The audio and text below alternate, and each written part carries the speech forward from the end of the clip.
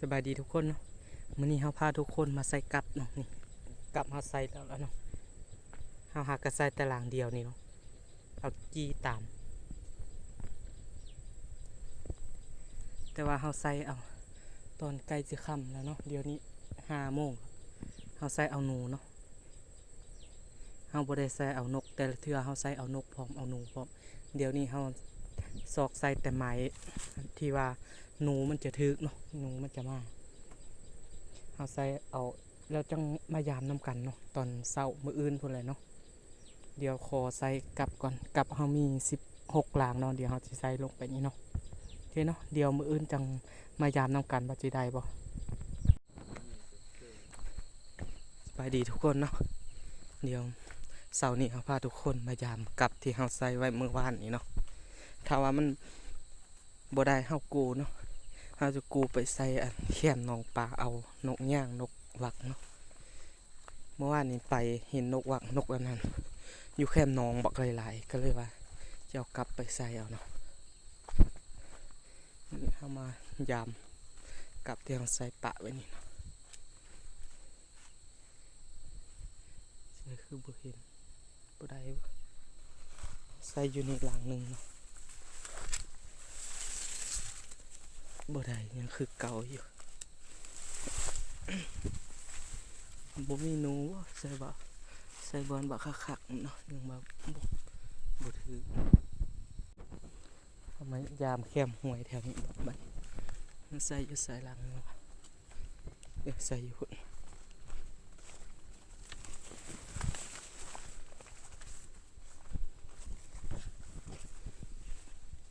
มีหอดมาแค่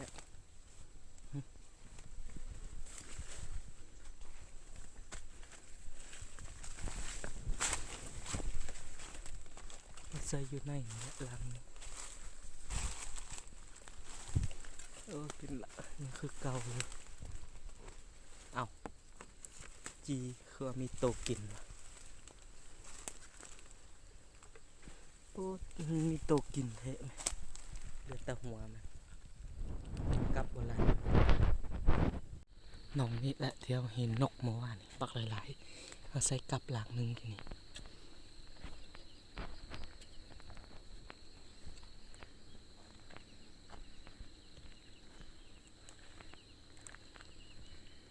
มันบ่ทันมา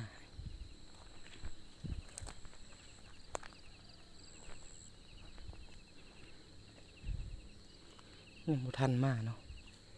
กลับเฮาใส่อยู่หันและหลังนึงไปเบิ่งเห็นแล้วเนาะยังคือเก่าอยู่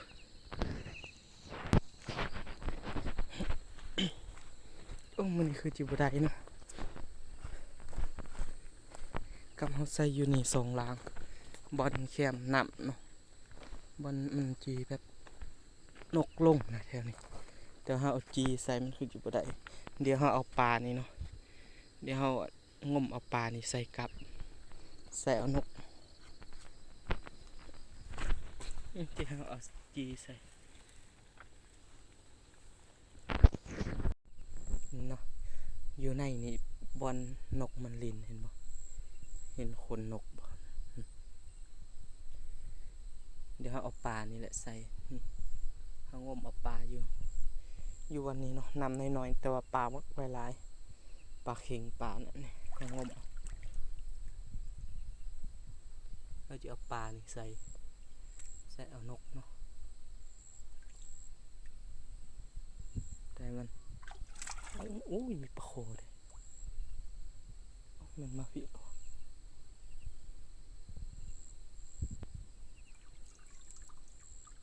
เดี๋ยวตัวปลาเข็งได้ปลาโคใหญ่ตัวอ่าวใหญ่ได้ตัวหนึ่งเบิ่งให้เบิ่งนี่อันนี้เอาไปกินเนาะ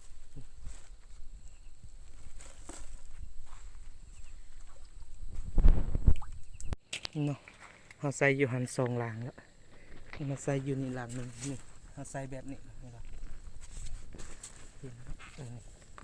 เราใส่แบบนี้เสียบปลาใส่ในน้ำเลยเนาะอยู่นี่ก็มีปลา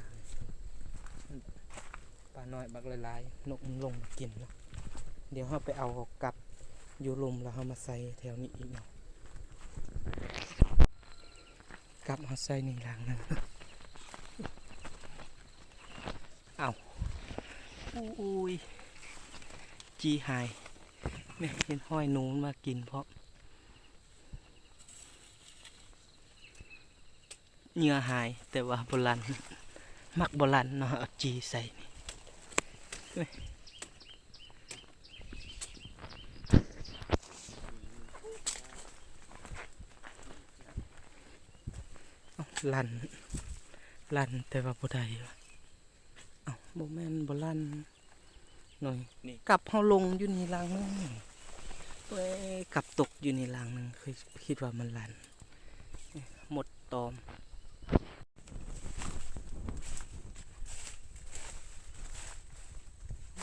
คือจิบ่ได้หรอกเนาะเสานี่บ่ได้เนาะเดี๋ยวเขาจะกูไปใส่เอานกหมดใส่นี่ลังนึงแต่ว่ากลับบ่เห็นเลยใส่หุ่นอยู่ในหุ่นทึกหนู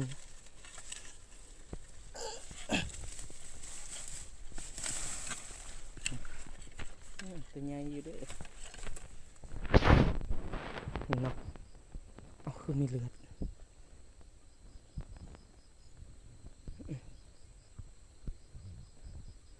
หนูนากับเฮายังเหลือ4หลังเนาะเดี๋ยวไปกูให้มันเบิดหลังนี้ก็จะกูคือกันไปใส่เอานกเนาะเดี๋ยวตอนสวยเฮามายามนี่นองปลานี่เนาะเมื่อกี้เห็นนกว่าวินออกพร้อมแต่ว่าเฮาใส่เอาจีตามแถวนี้มันบ่ได้เนาะเดี๋ยวเฮาเอาปลาตามนี่กลับเฮาใส่เมื่อคืนเมื่อวานเมื่อคืนนี้คนมากเนาะคนมาตอนกแถวนี้แหละเขาเอาเลยที่กับหลันน่าจะถึกหนูแล้วแต่ว่าคนมากเมื่อคืนนี้เนาะเป็นบอกหลันละก้อนหนูมันอยู่ในนกมันบินออกจากแถวนี้แหละเดี๋ยวเราใส่ก่อนเนาะใส่ในหลังหนึ่งแต่ว่ากลับบ่เห็นคนเอาแล้ววะ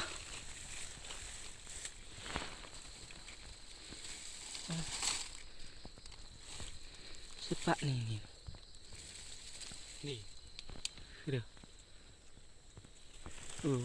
อีว่ามาอยู่ถึงโอ้บ่ได้นี่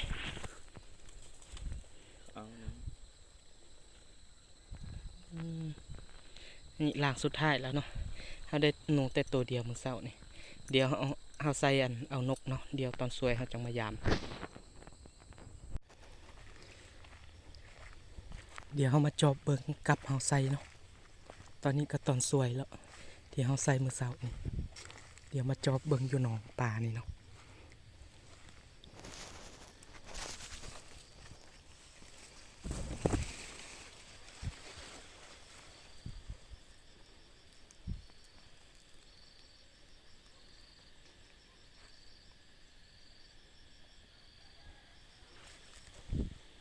คือบ่เห็นนกว่ามื้อนี้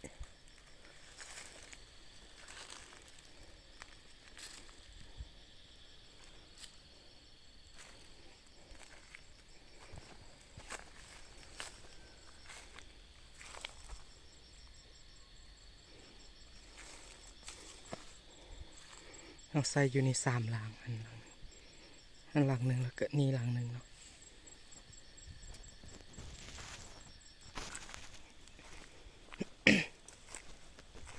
นกมันบ่ทันมาบ่คือหนองนี้นกบ่ทันมาเนาะเดี๋ยวเขาไปเบิ่งอยู่แคมห้วยกันเลยอีกหนองหนึ่งเนาะนกมันบ่มาบ่ตอนสวยเนาะ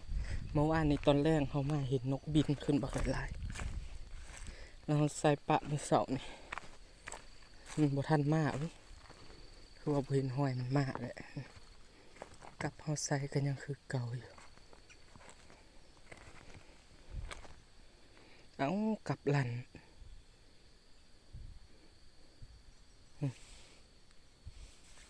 กลับหลังยังคือเก่า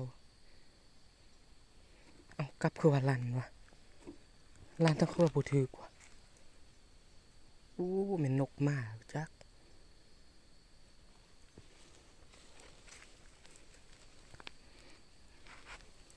นกมันมากินบ่คือว่าลันล่ะว่าบ่ถือ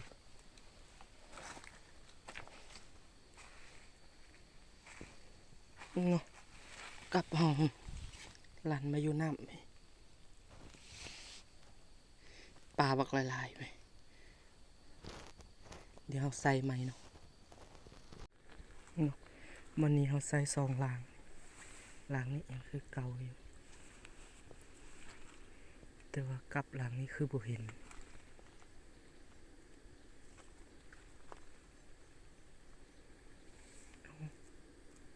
กลับบ่เห็นเท่เลย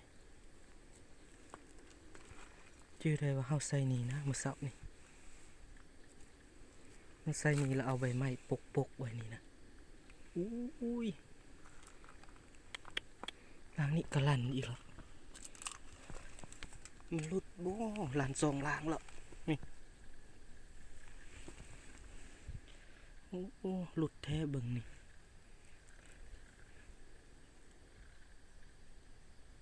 คือว่าหลุดว่ะ2ลางแล้วลั่นบ่ได้โอ้เสียดายเนาะ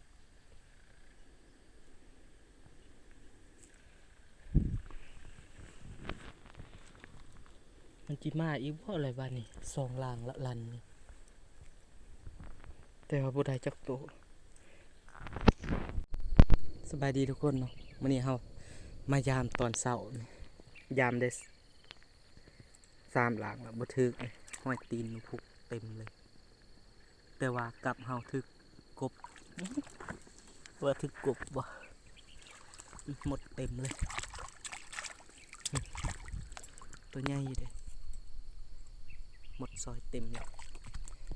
แต่ว่ากลับอยู่นี่เห็นแล้วเนาะมันบ่ถึกเนาะเดี๋ยวเฮาไปอีกหนองนึงเนาะกลับเฮาเรือ4หลางอยู่หนองนี่เนาะเอาปลาตามถ้าบ่ได้แล้วจิกูเลยได้บ่ได้ก็จิกูแล้วนี่เนาะแต่ว่าอันนั้นคือนกเลยแม่นบ่คือแดงแด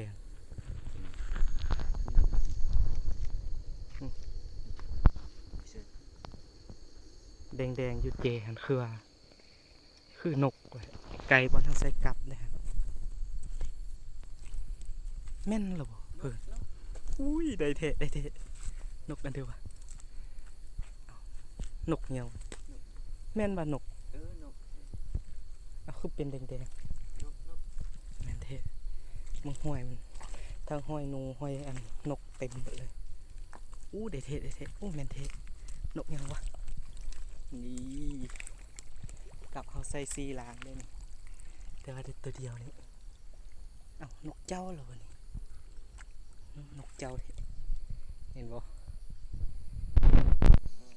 ได้มาละตัวหนึ่งนกเจ้าเนาะนกเจ้าแดงตัวนี้ตัวเอาหน่อย